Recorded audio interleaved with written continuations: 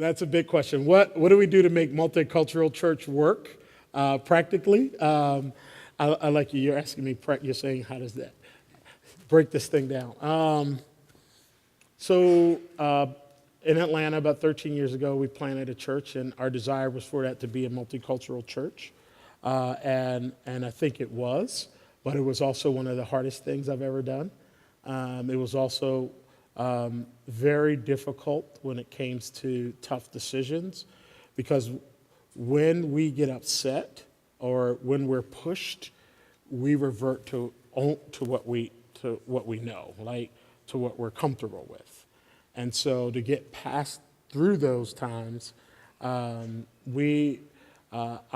probably infuriated folks by not allowing it to be monocultural, right? And so we had biggest discussion ever around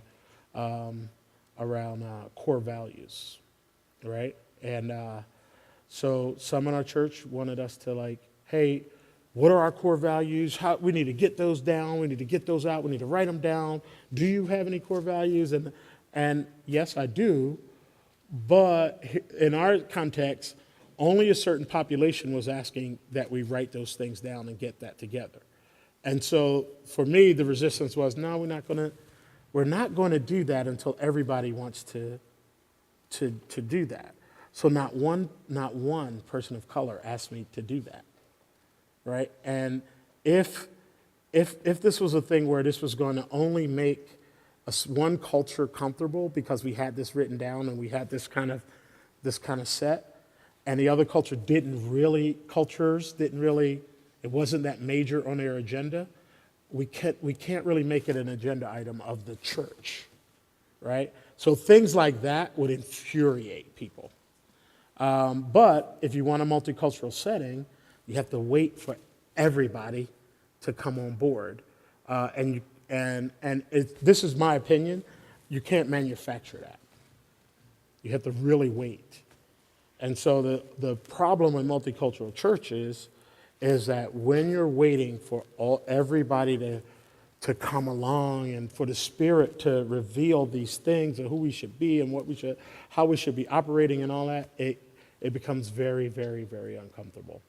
But my advice is to wait, not let a dominant culture take that over.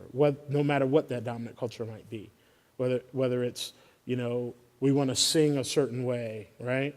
Well, we need to do music differently for everyone, and we need to figure out how to do that. Or when we have potlucks, hey, certain people would bring certain foods, and they would think their food is the healthier one. This is the one that we should eat, right?